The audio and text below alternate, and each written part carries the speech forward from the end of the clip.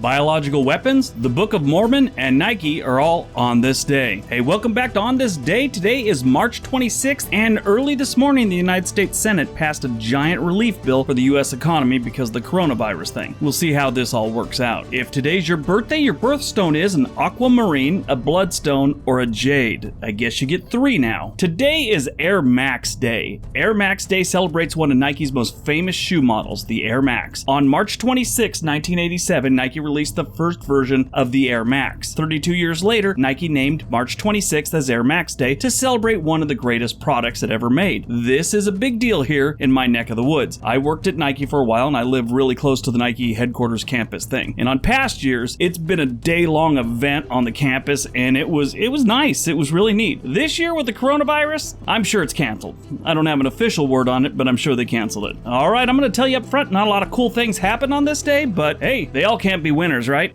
1812, a political cartoon in the Boston Gazette coins the term gerrymandering to describe an oddly shaped electoral district designed to help incumbents win re-election. The term gerrymandering is named after Elbridge Gerry, who, as governor of Massachusetts in 1812, signed a bill that created a bipartisan district in the Boston area that was compared to the shape of a salamander. Gerry and salamander pushed together, gerrymandering, sort of like Benlow or Brangelina. 1830, the Book of Mormon is published in Palmyra, New York. The Book of Mormon is the earliest of the unique writings of the Latter-day Saint movement. Critics claim that it was authored by Joseph Smith, and he was drawing on materials and ideas from contemporary 19th century works rather than translating from ancient record, which is what he said. I guess this guy put some rocks in his hat and spoke to God. At least that's what 2 dudes in white shirts on my front porch told me one day. 1915, the Vancouver Millionaires, a Canadian ice hockey team, won the 1915 Stanley Cup Finals. The first championship played between the Pacific Coast Hockey Association and the National Hockey Association. They played against the Ottawa Senators. The Millionaires became the first team from the PCHA to win the cup. This was the second Stanley Cup Championship Series between the champions of the NHA and the PCHA, and the first to be held at a PCH rink. So that's kind of cool. It's the beginning of what modern hockey is today. At least the league. 1934, the United Kingdom driving test is introduced. UK driving licenses were introduced by the Motor Car Act of 1903, but no tests were required at the time. The intention was to purely identify vehicles and their drivers. The Road Traffic Act in 1930 introduced age restrictions and tests for disabled drivers. This was the first formal driving test in the UK. These days, of course, you gotta do it everywhere to get a driver's license. Maybe not in some African nations, but for the most part, most Westernized nations, you need a driver's license. 1958, the African Recruitment Party is launched at a meeting in Paris. This was the political party of the French African colonies. The PRA came into being at the meeting in Paris in March of 1958, months before the French community would replace the French Union. The main founding organizations were the African Convention and the African Socialist Movement. And it's been a mess ever since. It was a mess before then, but a different kind of mess after 1958. 1975, the Biological Weapon Convention becomes a thing. This was the first disarmament treaty banning the production of an entire category of weapons. The convention was the result of prolonged efforts by the international community to establish a new instrument that would supplement the 1925 Geneva Protocol. The Geneva Protocol prohibited the use but not the possession or development of chemical and biological weapons. Now, if you don't know anything about war, let me explain something to you. I learned about the different chemical and biological warfare that went on in, say, World War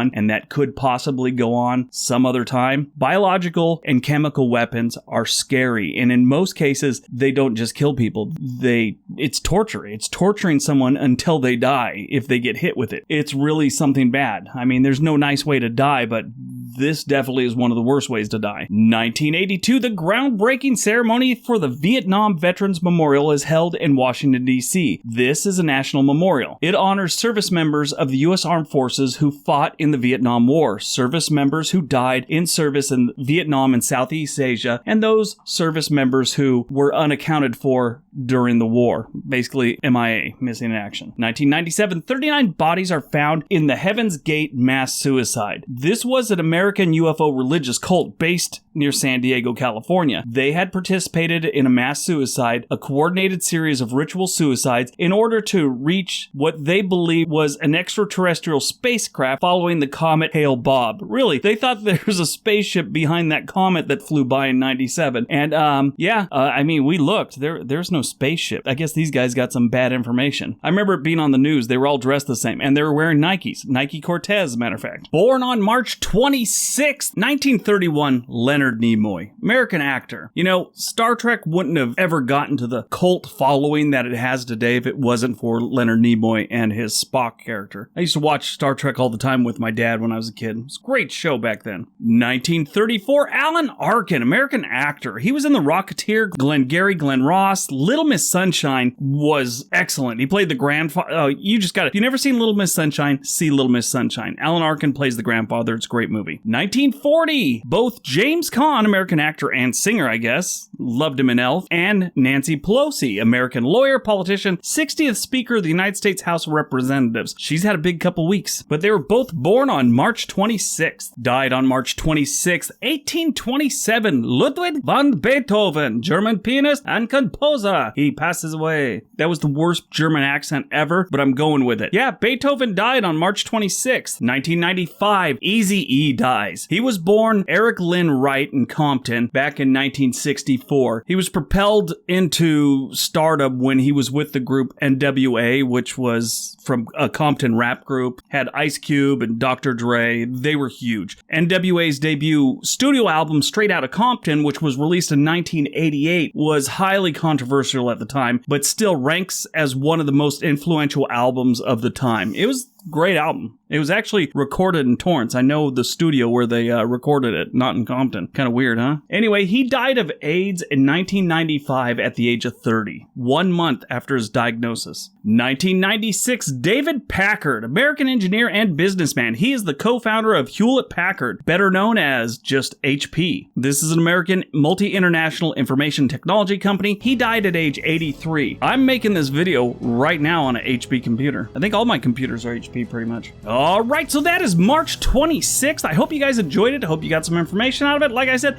wasn't terribly exciting. It's another day in our year. We'll see you tomorrow. Everybody have a great day.